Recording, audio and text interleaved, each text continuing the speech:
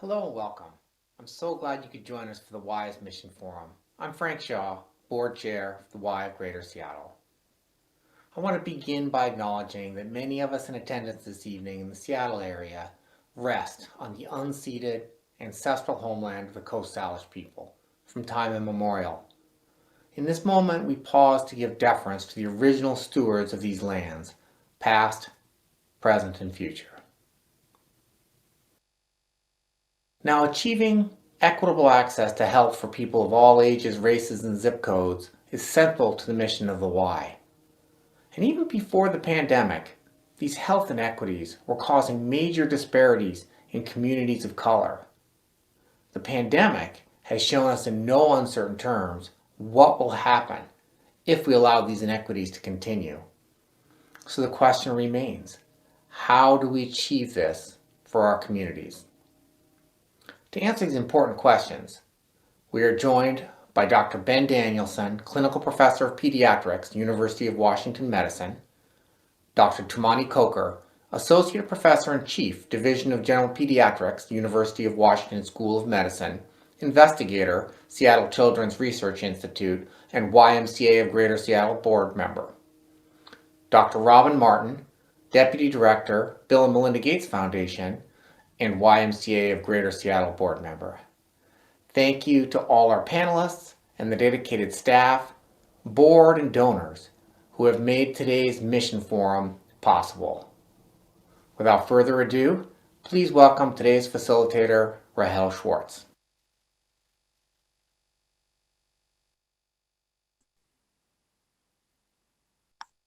Thank you for the introduction, Frank. I'm Rahel Schwartz, Healthy Living Director at the Meredith Matthews East Madison YMCA. You will see me a few times tonight, moving the Mission Forum along with the goal of ensuring we all take something powerful away from the programming. We encourage you to listen, learn, engage, and activate as well. All continue this important journey together. Before we begin in the panel discussion, we will break out into community connection groups. Please introduce yourselves, let your fellow breakout room members know a little bit about yourselves, and keep a few questions in mind if you need to spur the conversation. Some questions to think about. What does an equitable COVID recovery mean to you? What do you think the most important relationship for you and your community that contributes to your health and wellness? What are your main concerns or questions around health equity? You will automatically be assigned to a breakout room. We'll see you back here in 15 minutes. Enjoy.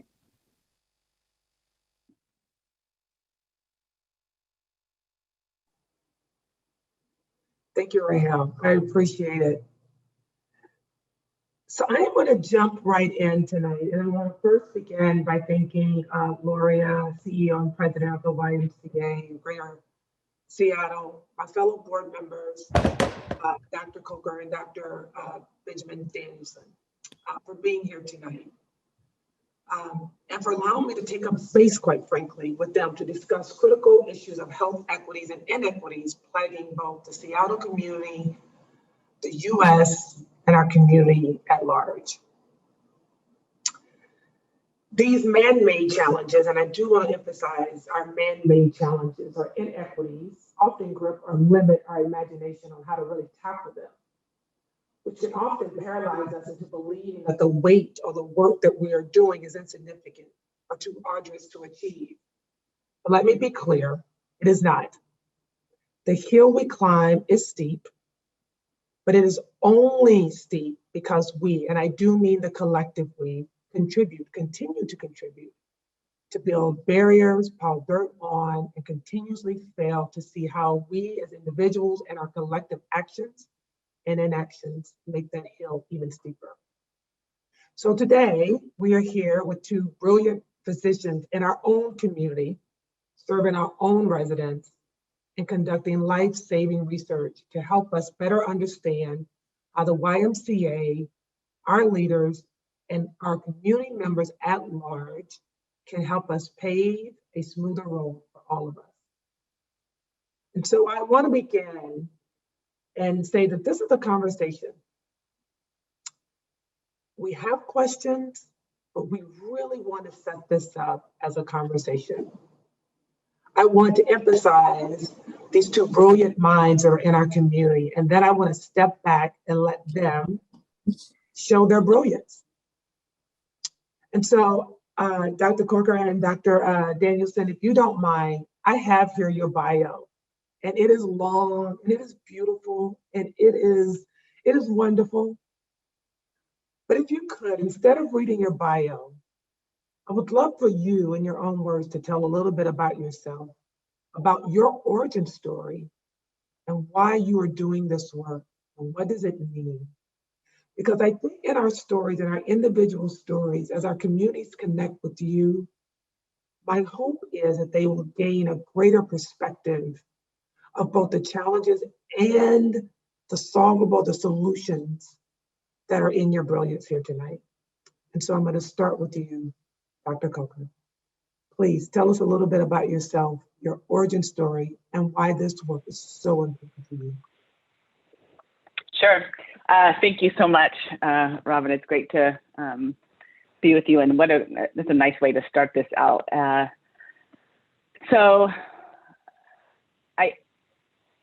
I'll start on sort of my origin in terms of really thinking about child health equity in particular. And for me, I think it starts when, so after medical school and residency, I did a research fellowship. And during that fellowship, I had twins. So I have 3 kids now, but my boys are twins and they're 15. It's been a long time. So they're actually teenagers. But I remember when they were born, I was in the middle of my fellowship. So I had just finished my pediatric training as a pediatrician, and I was doing a little bit more training to do research. And it was absolutely the hardest thing that I have ever done, was being a new mom of twin boys. And that's with being a pediatrician, having a partner. We both were employed, so we had income, education, family support, a safe place to live, and our own personal health on top of that. But it was really tough. And it made me really think about the patients that I had seen all through both medical school and residency, and then in fellowship, and what it's like for the families that I see who don't have a lot of the resources that I have. If it was so difficult for me to just in those first few months of life. So that is when I really started thinking really specifically about child health equity. And I think about it a lot through the lens of preventive health and primary care, because that's kind of where my heart is in terms of the work that I do. And I think prior to that, I had seen inequities in healthcare from my own family. My mother passed away from cancer when I was 18. I had just turned 18 years old. And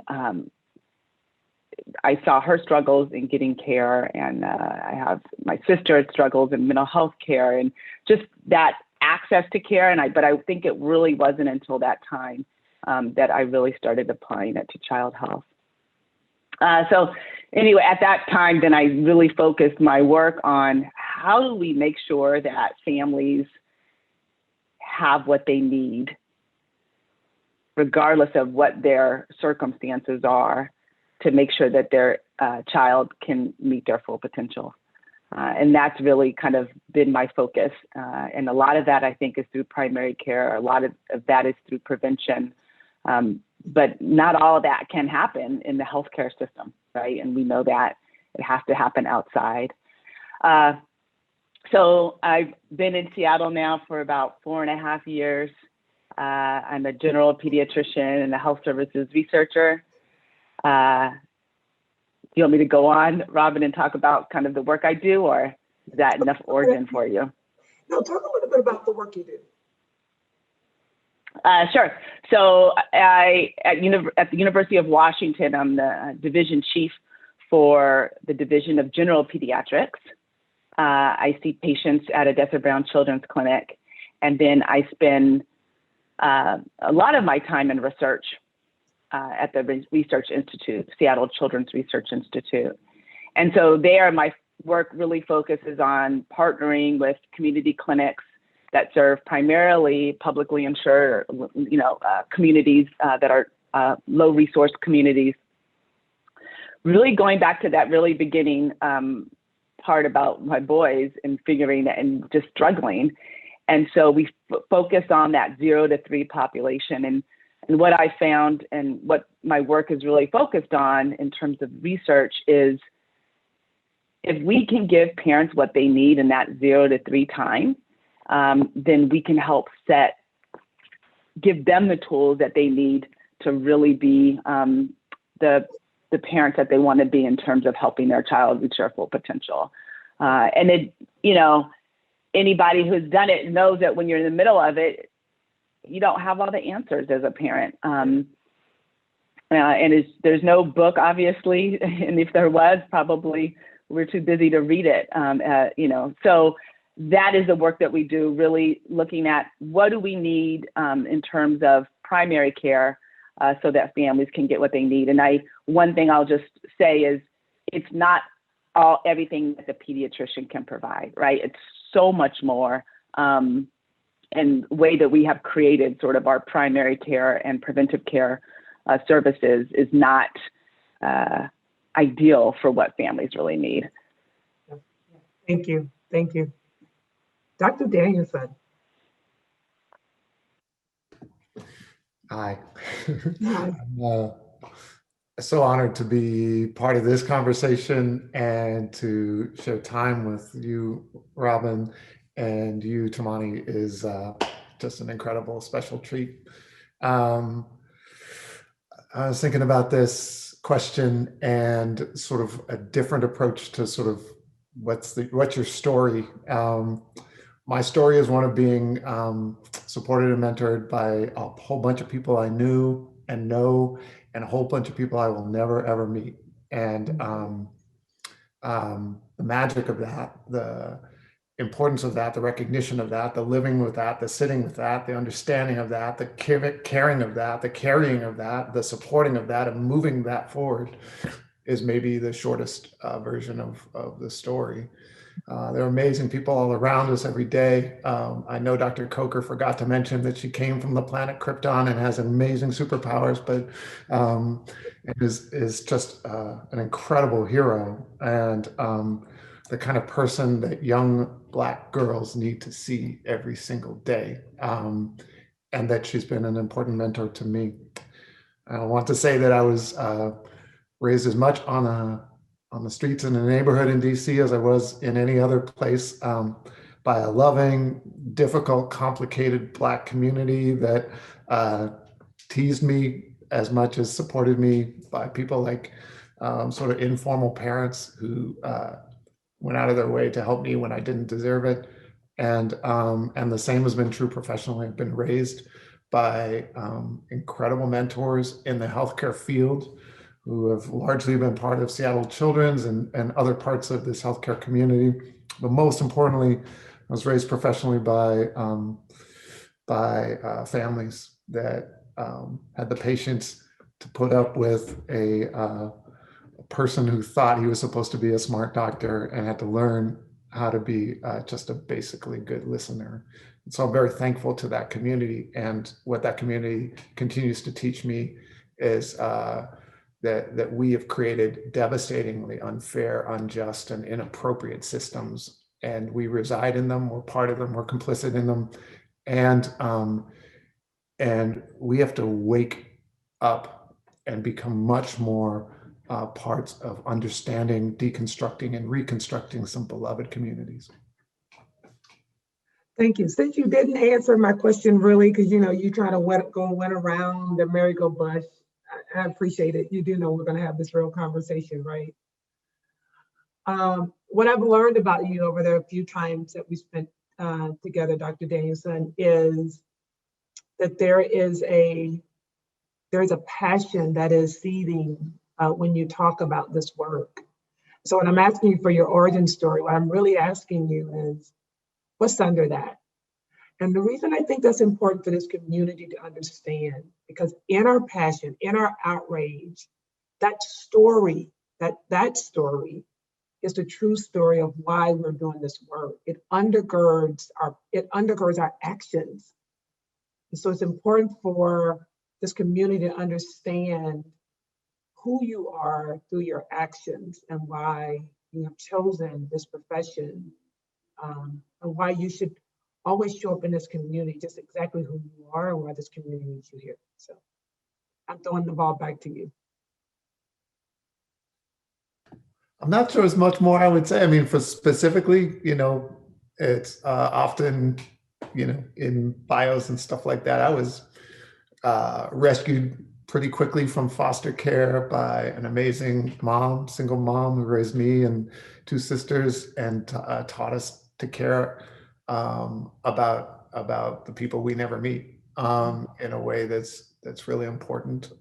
She instilled in us a sense of appreciation for deeper understanding through many forms of wisdom, beautiful art, beautiful music, beautiful stories, lived experiences, heartbreaking tragedies, and uplifting moments of champions. I am a product of that, and I'm a product of every single person who's I've had the privilege of being taught by over time.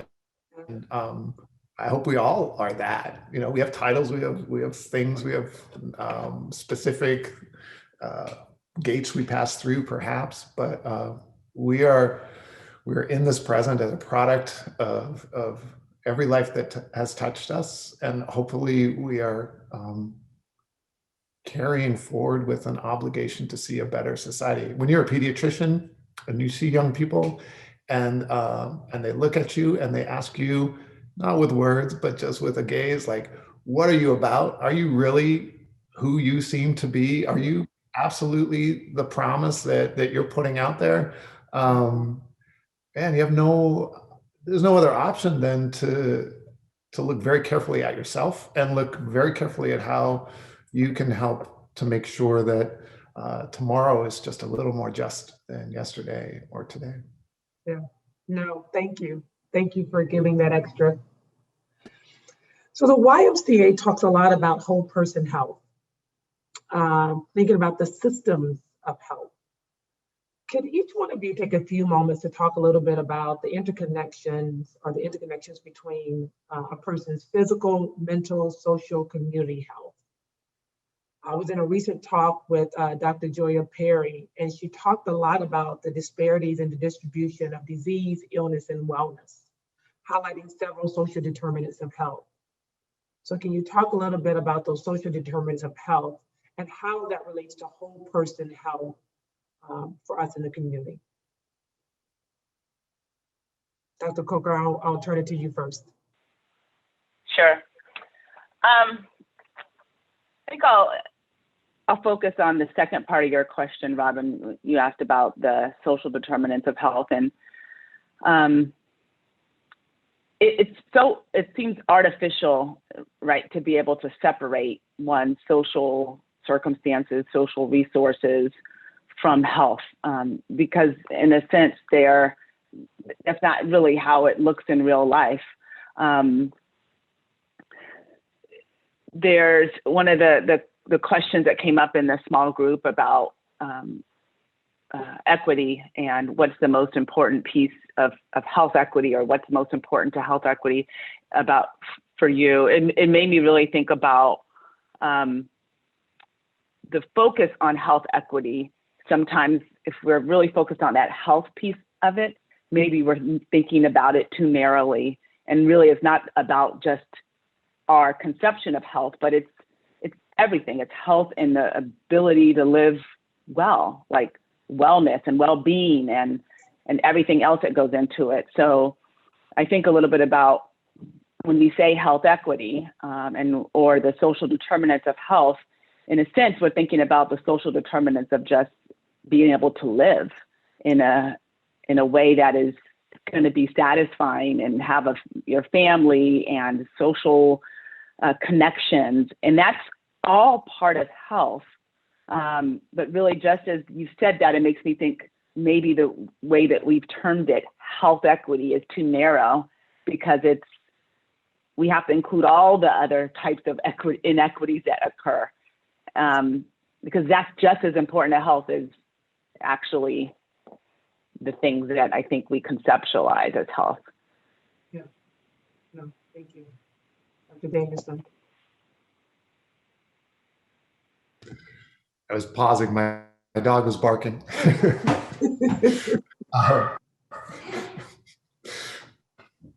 I really agree with the comments Tamani made. You know, the mom that brings her kids into the clinic to come see you is not separating the concerns that she has about paying the rent and getting food on the table, and whether or not the educational system is letting her child down, and in the many different ways that she has a vision for a life course that has many different components to it that are all intertwined and interrelated.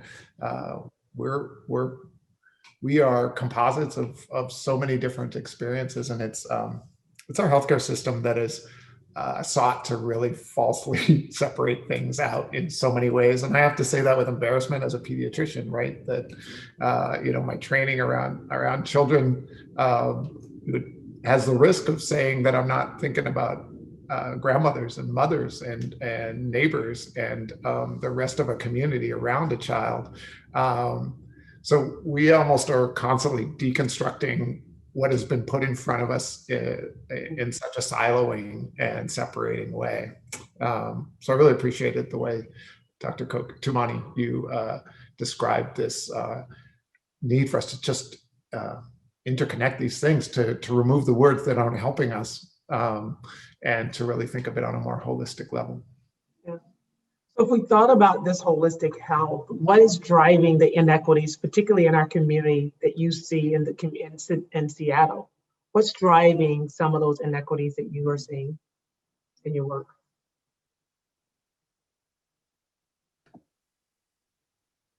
Is that to me again? That is to you. Go ahead. I'll let you go start. We have such a significantly deep problem with racism in this society.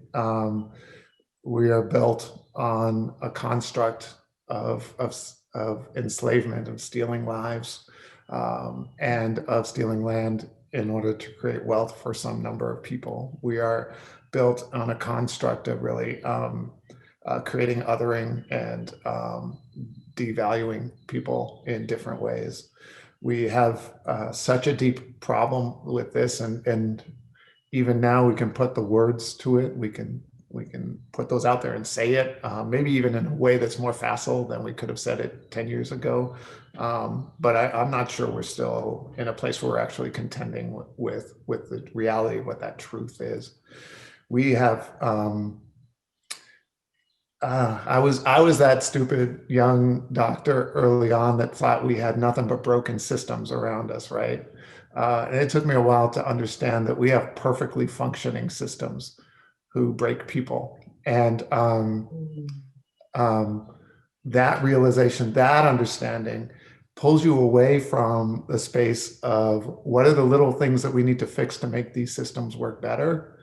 And it has to drive you into a space of education systems, our healthcare systems, our many systems around us are actually designed to do what we're seeing. And so to prop them up, to put a little Band-Aid over here, or pat ourselves on the back for the 3 people who somehow seem to navigate it successfully, that will take us nowhere as a society. Will take us absolutely nowhere. We have a society that doesn't know how to stop doing things that are harmful. We don't know how to stop the whole conversation about people's rights to have guns. We don't know how to stop doing things that we know are killing people. We don't know how to stop a criminal justice system that enslaves and sets away the lives of brown and black people differentially, preferentially, and permanently. We don't know how to, even when we have all the evidence in the world, even when the best research happens, even when everyone agrees about the outcome, we still don't know how to stop doing things that are bad. We struggle with doing the right thing, not because we don't know what the right thing is, but because of the barriers that we feel around us and the ones that we allow to derail us from the actions that should be just part of what it means to be part of this universe, to be a human on this planet, to be a member of a society that has gained greatly from so many other people and has an obligation to so many other people as well. Yeah. Dr. Coker, do you want to add to that? Or is that just a mic drop? Next question. Yeah, I just add some snaps. I mean, that's, yeah. Yeah. My next question, over the past couple of weeks, I have been sporadically watching the murder trial of George Floyd, and then witnessing or having heard about the Georgia and rising anti-Asian hate crimes across the country that we are all seeing, and we've been seeing for quite a while, if we're really being honest around ourselves, around the anti-Asian hate that's been happening. So what happened in Georgia, why it truly grosses us out, it is truly not a surprise because we've watched the buildup and the rhetoric that preceded that event itself.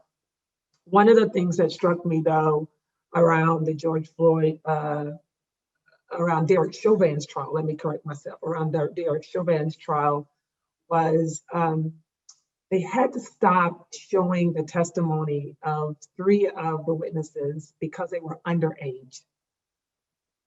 So they could not televise the witnesses because they were underage. And oftentimes when we think about violence, the violence that killed George Floyd, what we don't think about is the collective, both mental, physical, psychological impact of just hate itself, that Asian families in our communities are having to have this conversation around their own safety, and Black and brown people are having to have this conversation around unsafety. So could you talk a little bit about, we'll go back to this whole person health, what is our responsibility in this community to really connect all the dots, the true dots around whole health, whole person's health, mental, physical, psychological health?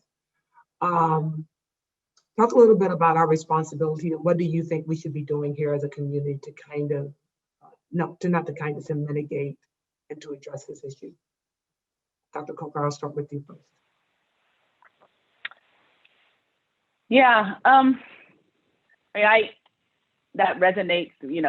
I've been listening to the coverage occasionally on the trial as well, and I think what struck me the most is the young woman who allowed the world to see what happened. 17 years old, and hearing her voice on that stand is just, I mean, what an amazing young person. And, that experience changed her life. She was responsible. She was with her, I think, a 9-year-old cousin, and made sure that cousin went inside the store when, she could see what was happening. So I just want to reflect on that a little bit, just that this is happening because this young woman who is not even an adult was able to see that. But in terms of your question around, how do we connect the dots here? I mean, right now there's 2 pieces to it. I think one is this idea that there are these intentional traumas that we are giving to our young people based on racism, and that that's a whole different. We talked earlier, Robin, about kind of the need to have behavioral health services and to have those kind of things available for kids. And I can talk about that for a long time because there's so many inequities in just the ability to get behavioral health for our children. But we're not even there, right? We're just talking about stop traumatizing kids with new things and creating trauma that doesn't have to be there. And so those are the kind of things that you talked about, right? So that experience of, she said that she, couldn't sleep at night and blamed herself, like, I should have done something to save George Floyd's life. I mean, can you imagine being at 17? Like, that's what you're given that burden because you have to watch this happen. And so I think we have to figure out, or to kind of Ben's point, just stop. We know how to do it, right? It's not figure out having to stop the trauma, but stop giving that new trauma that is, it's unfathomable that we would give that trauma to a child. And the same, trauma that many people are facing because of racism, the fact that even now more than ever, perhaps, in the Asian community, families are having to talk with their kids when, my teenagers go out and walk to Subway or something for lunch, that you're having to have these conversations. So we have to stop that trauma that is just unnecessary. And then I think that's just one piece of connecting those dots. And I think one other piece is stop punishing kids for the trauma that we give them, right? So, if a child has the trauma of racism, trauma of poverty that comes from racism, and ends up in a situation where they steal something and get arrested, we blame them for that. And then we punish them harshly for that, for the trauma that our society has given these kids. And that's just, that really hurts just to think about that we are punishing kids for trauma that our society has given them. And because we haven't done a good job of just giving every child just a very basic social determinants to live. Yeah. I saw you shaking your head, Dr. Danielson, so hop in. Well, it was my turn to snap because I think that punishing young people for the trauma that we give them, that is an incredibly powerful statement that all of us need to ponder and live with and understand. When you were first asking the question, Robin, I was also just, I was just thinking about what a reality statement it is that our young people are witnesses to incredible trauma. And this kind of, let's shield them after the fact with protecting their voices from being heard piece, probably have a million thoughts about that, but this underlying fact and reveal that this whole horrible tragedy shows us is this is a community witnessing a horrific act. This is a community carrying the guilt, right? The person working there saying, I wish I hadn't challenged that $20 bill. The young woman saying, I wish I could have done more. The ways in which our trauma is so deep in our society. Tell me if you're out there, if you're a BIPOC person, if you're a woman, if you're someone who's struggled through systems that doesn't always see you, how many times do you end up blaming yourself for the things that are happening around you? What does it say about our society that we create such incredibly horrific situations and images, that they are so unbelievable in their truth that we would rather try to find some other reason for them, even if it came to blaming ourselves? That is painful. I also, I'm dabbling into Dr. Coker's space around, I'm wondering how many generations of that community, of that witnessing, of that exposure, of that re-traumatizing, of that continuous trauma from emanating from that, and so many acts like it. How many generations is impacted by that? We look at a child, we maybe need to see that child as a grandmother, as a grandparent, and wonder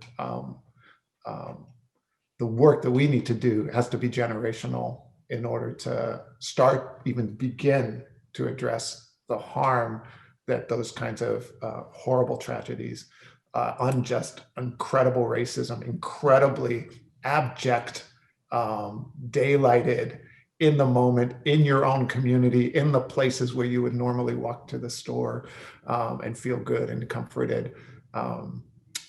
That is that story over and over again across our country. I'm rambling, so I'm going to just pause there and let you take that. Oh, that's right. And I think while we want to put it in the context of that community, we all watched it. Our country watched it. And in some ways, it is truly a part of our collective conscious and collective memory and collective trauma, if you will. And so we're all going to have to heal and mend that because we're going through it as a society, quite frankly. The world went through it. And so I'm going to bring us back because the Y, as a board member of the Y and other organizations like the Y, they do have roles to play in all of this. And so Lori is on the phone call. My fellow board members are on the phone call. What is the role of the Y in this moment in creating equitable health outcomes, both physical, mental, social outcomes for our community? What is the role of the Y, the role of leaders in this community to help mend this or repair or tear down, quite frankly, this broken system?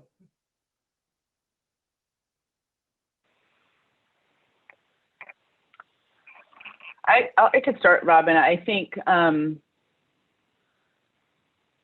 first what came to my mind at first when you asked that question was about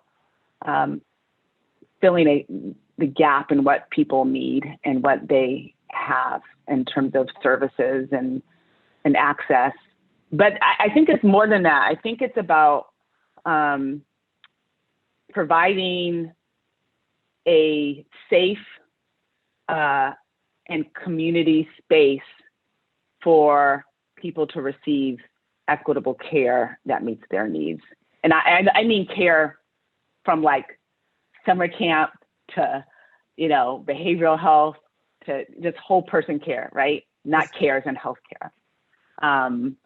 So that it's not just, yes, there's a dearth of available community providers that can do therapy for kids that have experienced trauma, but it's where can a family go where they feel comfortable and they feel that people, when they walk in the door, they know they're going to be, they're going to come across people they know, they're going to be treated well, and it's going to feel like a community home for them.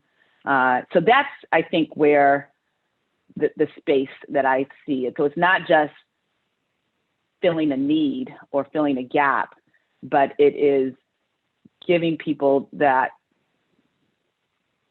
home, that community home to receive care in the broadest way you can think of it, that we don't receive in many institutions really across the country that can provide that same type of care, but misses the mark on really meeting people where they are and allowing them to feel safe and included in that space. Right.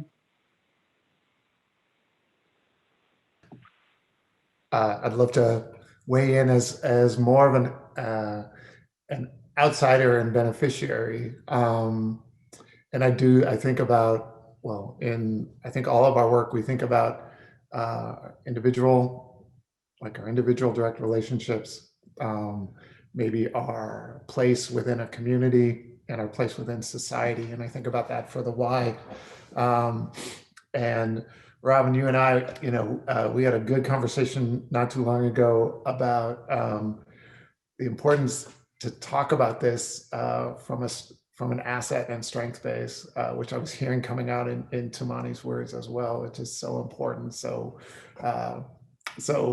I was suggesting that we start a sentence when we're asking a question based on what we know about the brilliance of the communities around us. What is the role of the why in those communities? And that makes me start to think about my own life and about the lives of so many other people.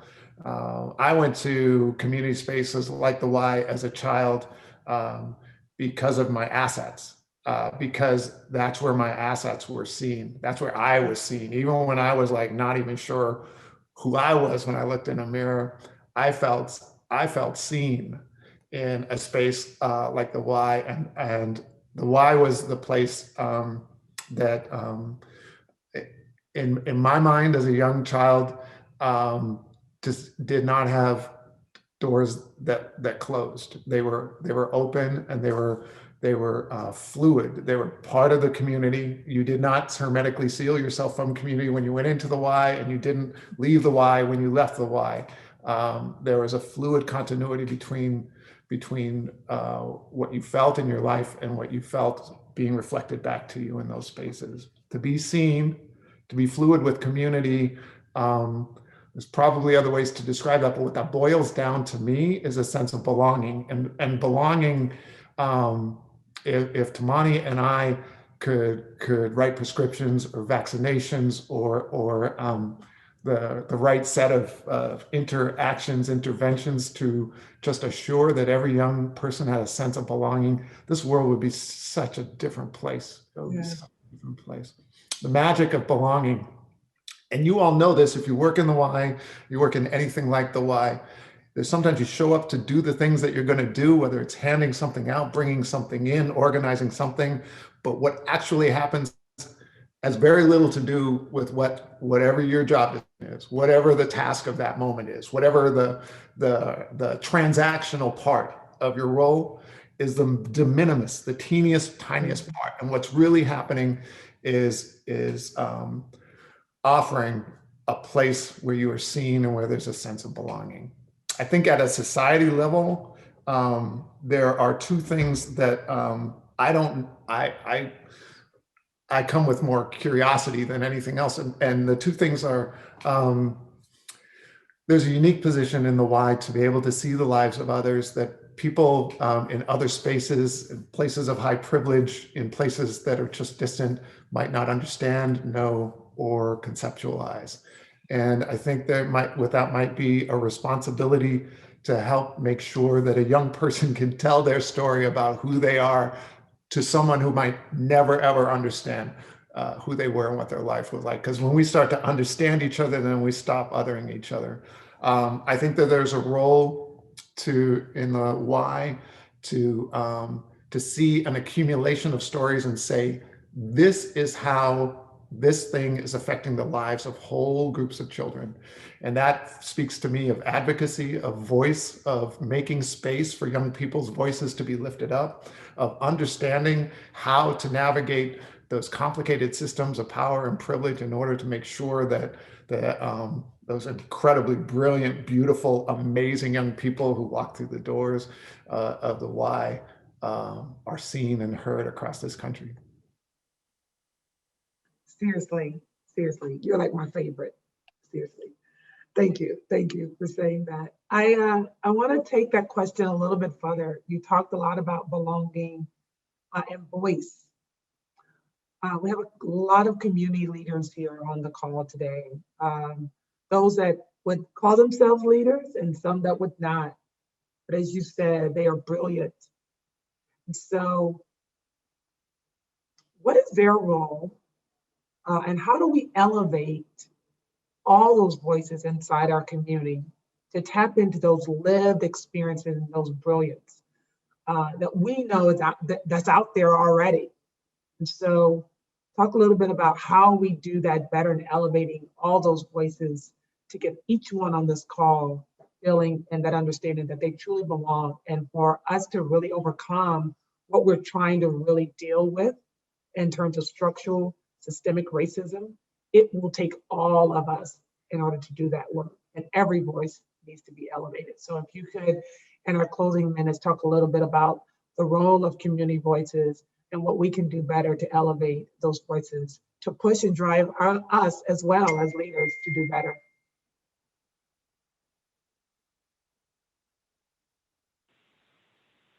Sure, I could start, Robin. I think when you think about the role of community voices, just even more broadly for most organizations,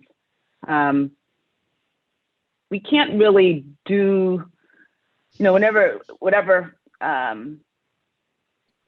intervention or initiative that we're trying to do, or we're trying to improve something or trying to change something.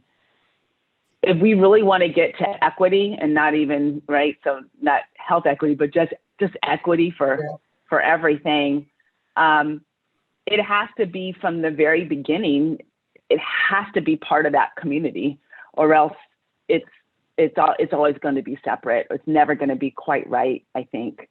So that community voice, I think, has to be from the conception of what we're doing in any kind of initiative, in any intervention, in any programming, that it's not, and this is the way I think about it kind of in my my own space in terms of research. It's not enough for me to think of this great idea and then bring it out and say, hey, this is going to help, right? This particular community. I really have to start that work together in partnership. And ideally, it is something that comes out from the community and then comes to a place like the Y and says, here's a problem that that's right now we're having in the community. We have, as Vin says, the brilliance in the community to make it right, to fix it, to make things better. And what we also need are the whatever types of resources, whether they're intellectual resources or structural resources that other organizations have to help boost that effort that already lives in the community, because the expertise and the brilliance and the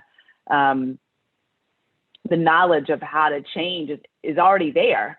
And so when it's community driven, that's something that a way that I kind of, or that people really describe it when we do this in the research world. When something's community driven, it's not the idea of the organization saying this is what you need to be equitable, to have health equity. It's the community that says, this is a problem we're facing. This is what we want to do. And oh, by the way, you have this particular expertise or this particular resource or this structure that can help us make it happen. Can you partner with us to do it? Yeah, thank you.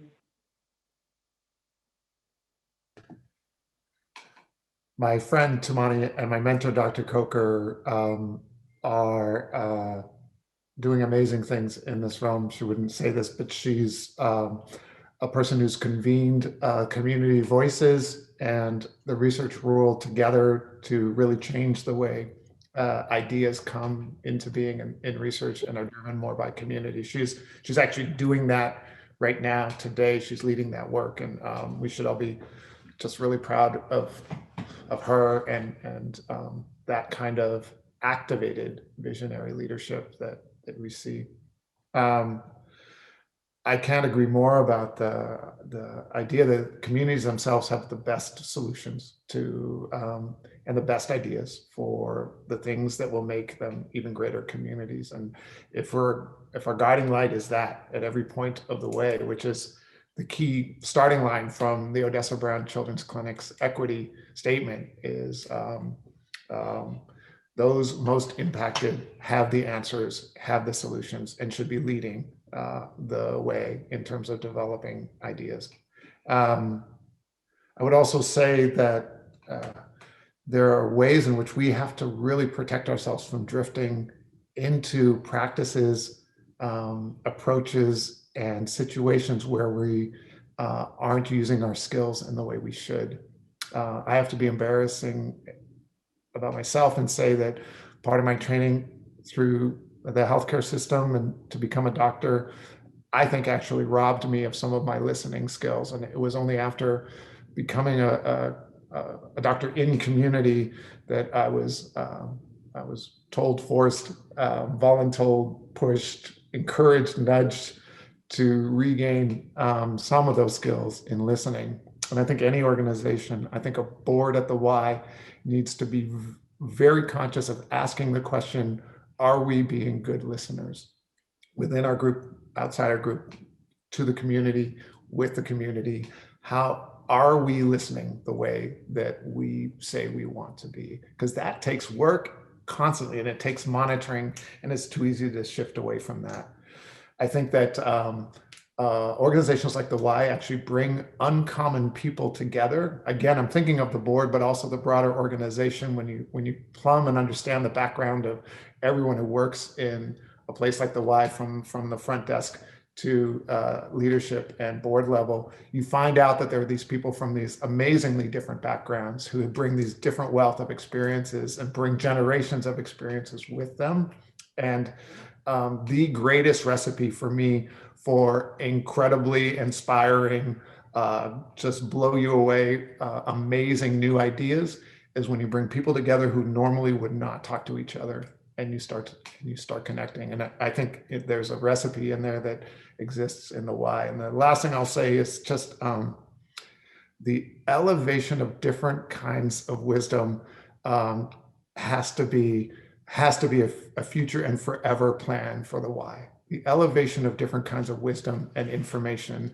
And I give credit again to Dr. Coker that even within the realm of this very, very solidly traditional research world where there are p-values and where there's a very strict way of deciding what's significant and what isn't, she brings the lives of families into that.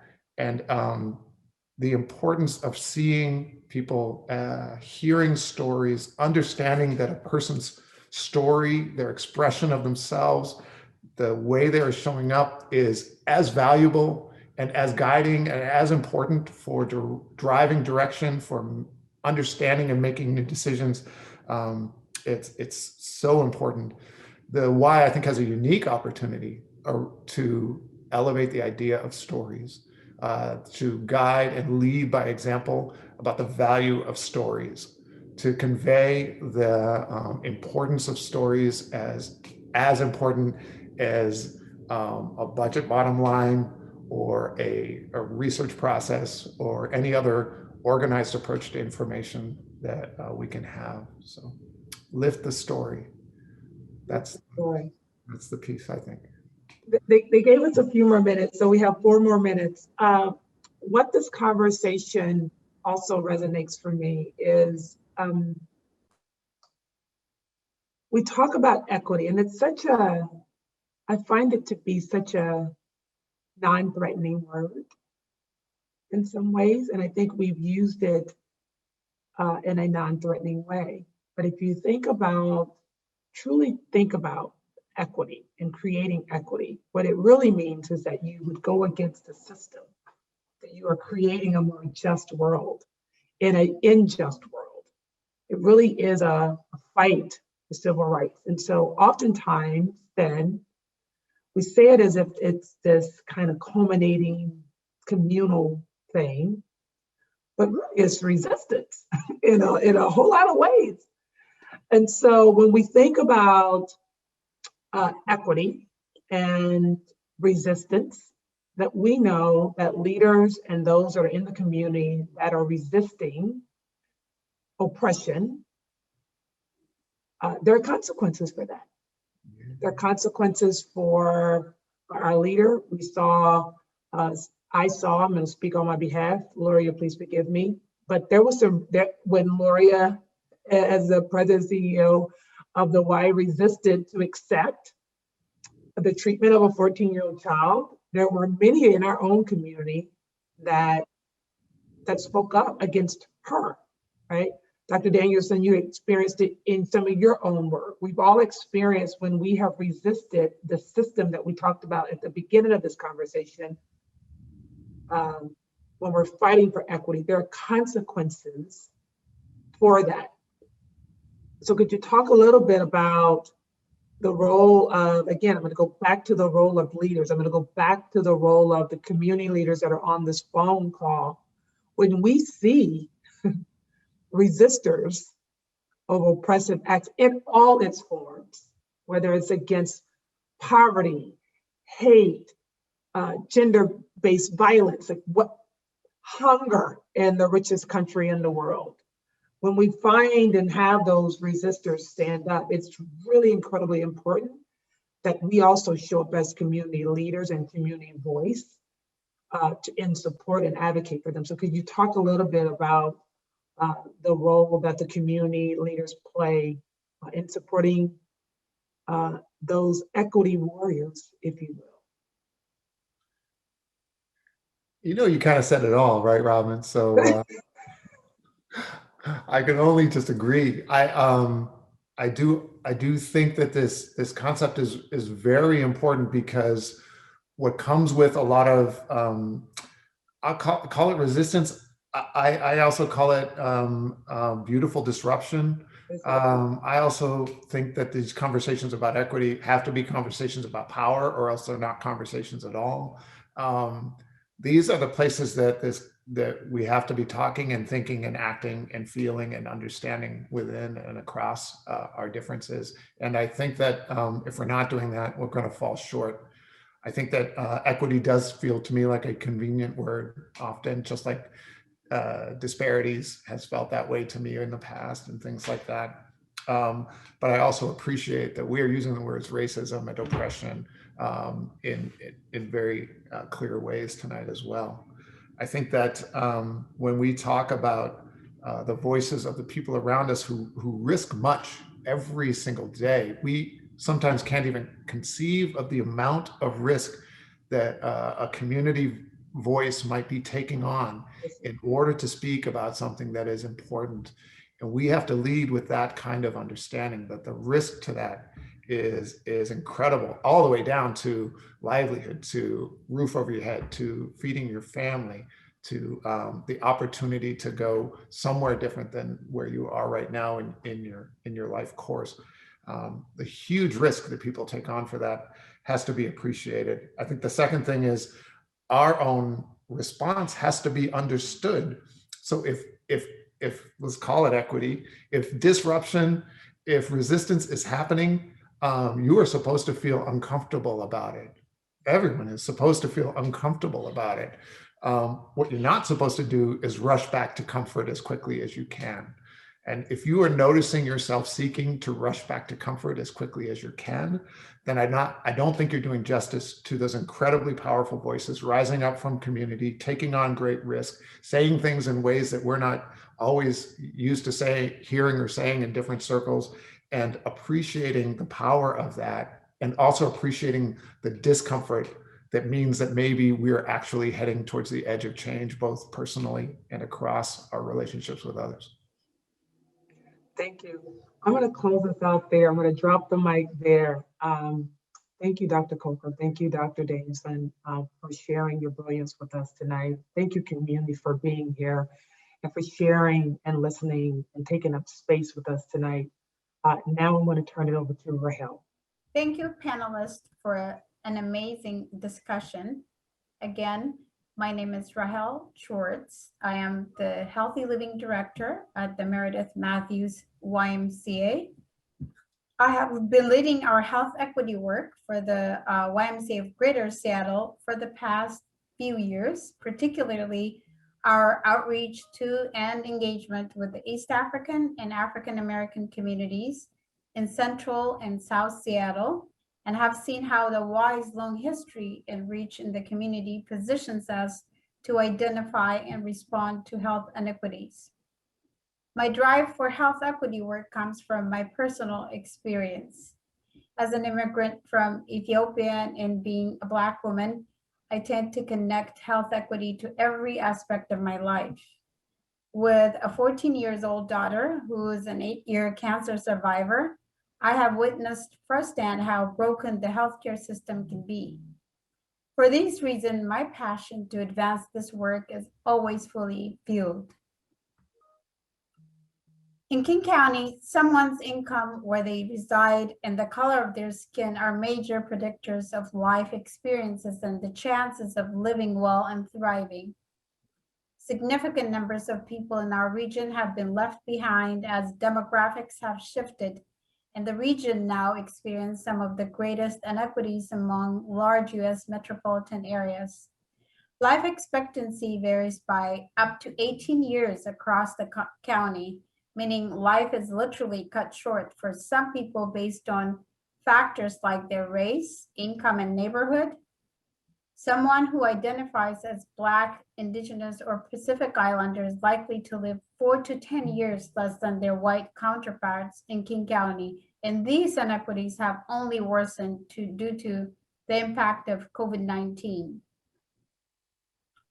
For the past few years, the YMCA of Greater Seattle's approach to health equity has included examining the access to and impact of our programs and services from an equity lens, focusing on prevention and early intervention approaches to improve health and well-being and reducing the prevalence of chronic health challenges related to diabetes, obesity, cancer, mental health, and other conditions prevalent among populations experiencing significant inequities related to quality of daily life and life expectancy.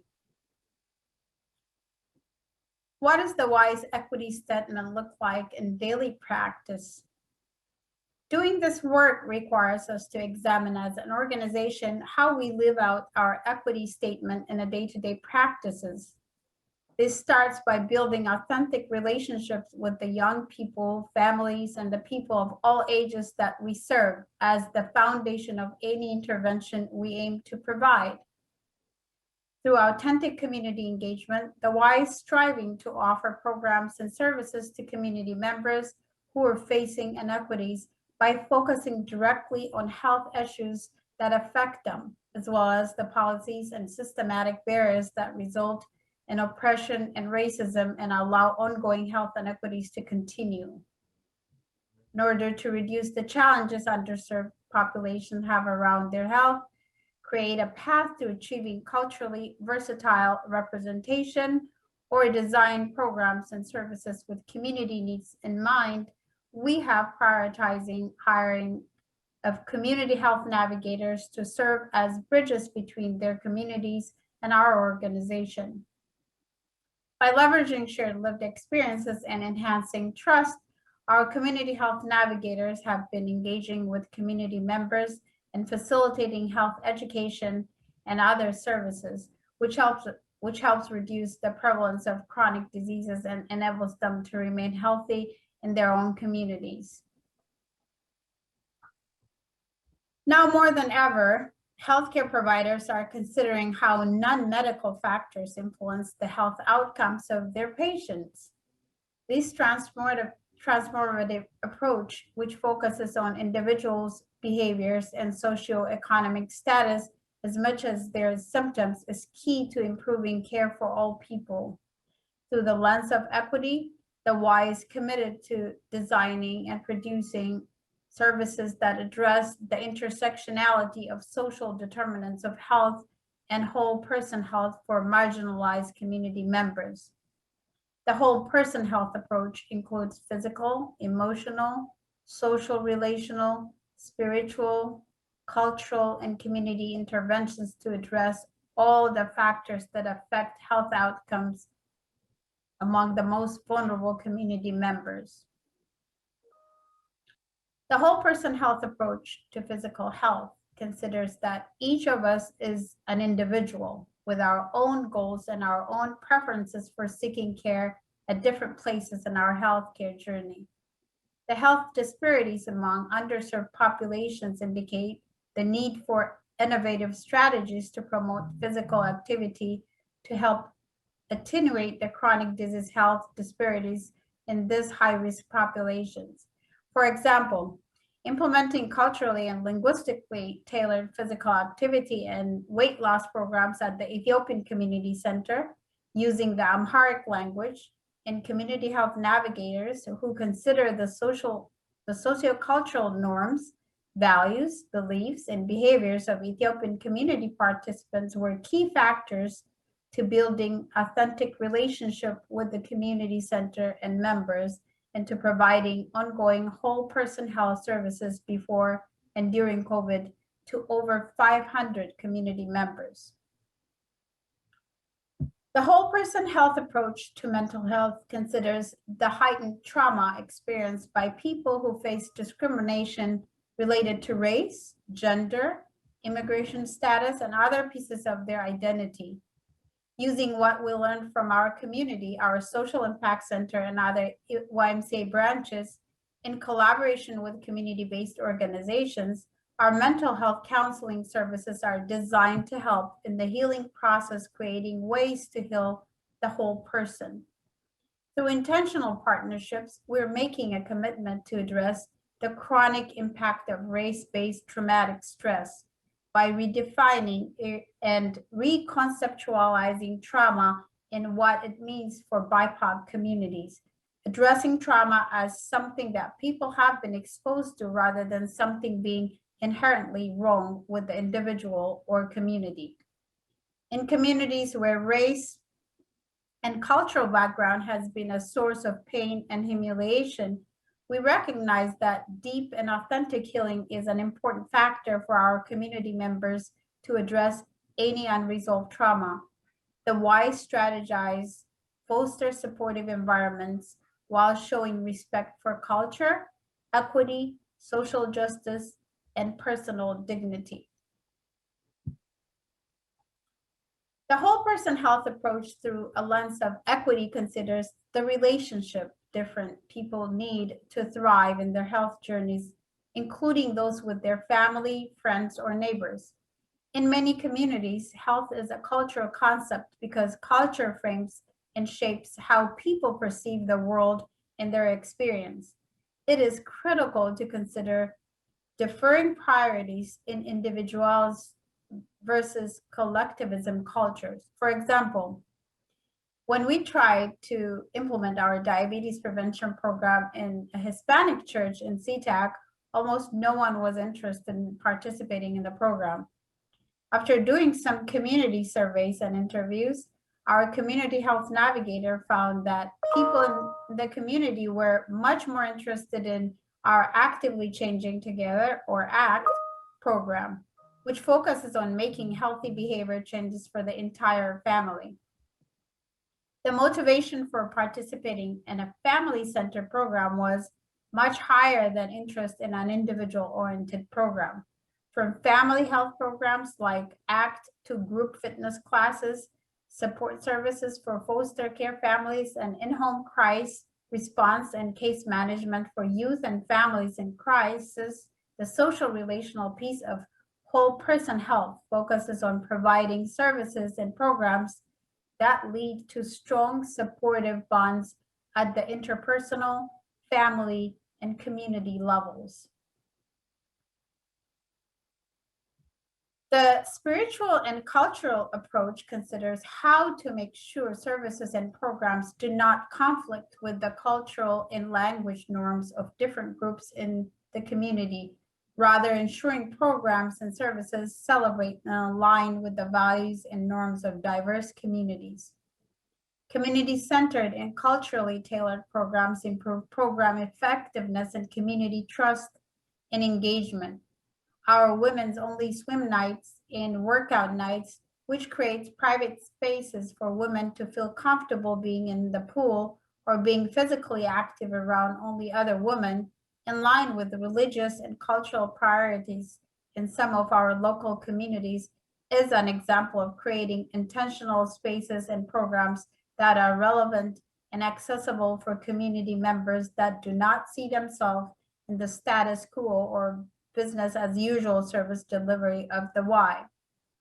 The intentional approach to building community trust has made the Y well positioned to play a key role in supporting COVID vaccine education and access the last 3 months in partnership with medical providers at Swedish and the Seattle King County Public Health Department.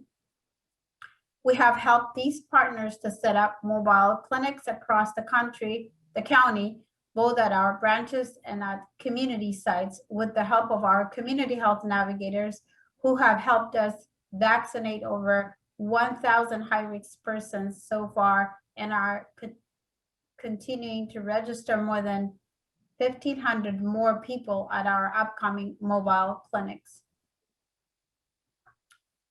As we work toward addressing health inequity, it is critical to consider how our program participants and members' level of access to resources like housing, food, employment support, and more needed to reach and sustain whole person health.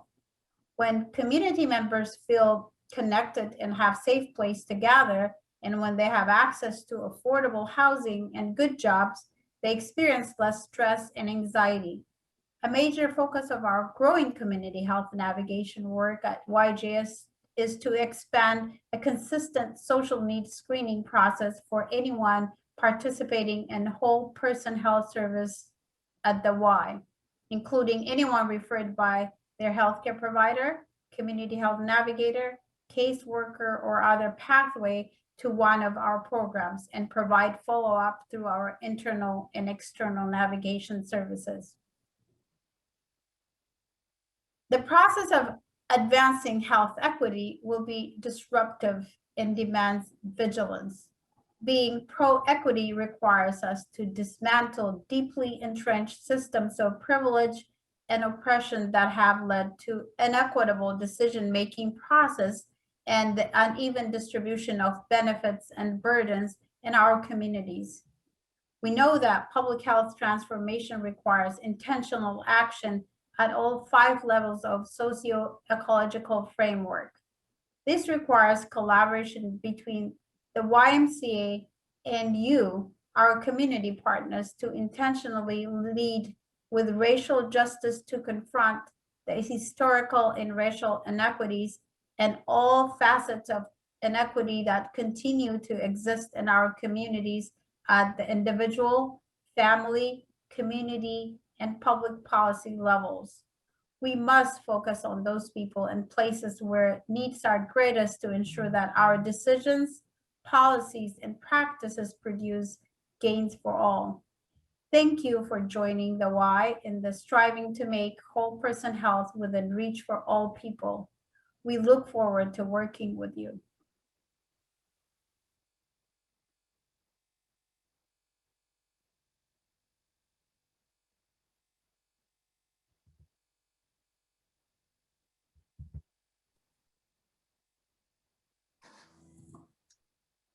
Well, thank you.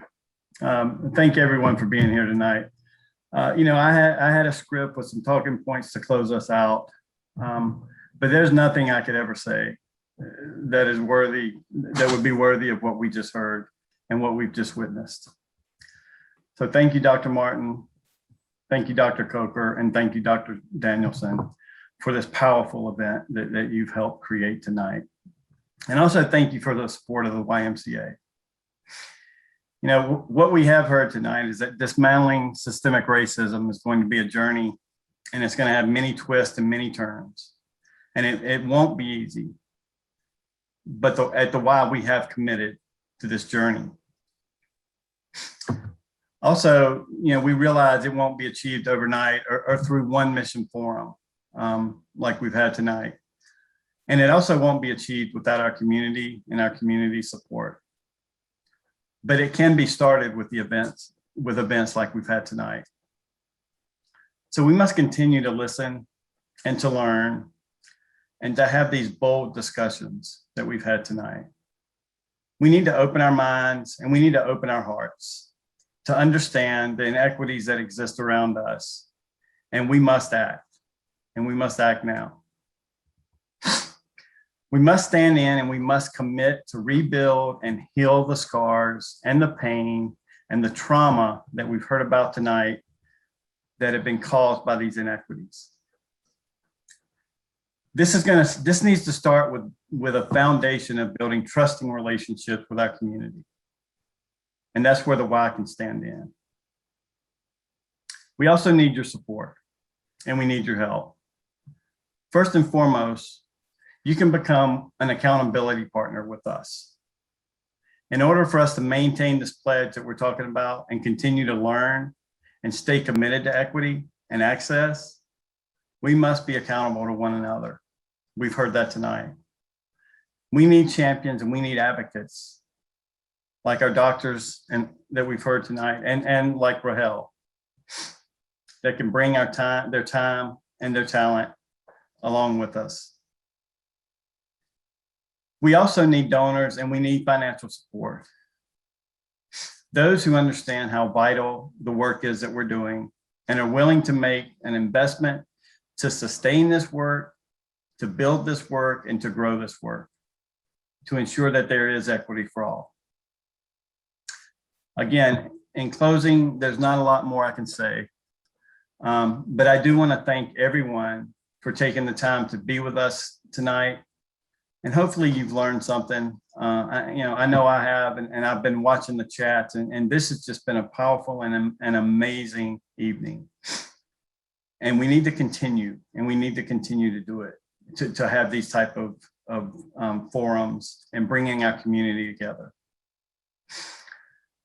So I ask you to be a part of this, to pledge to walk with us on this journey. We need your support. We also need your time, we need your talent, and we need your treasures. Once again, thank you for joining us, and please have a great evening. Bye.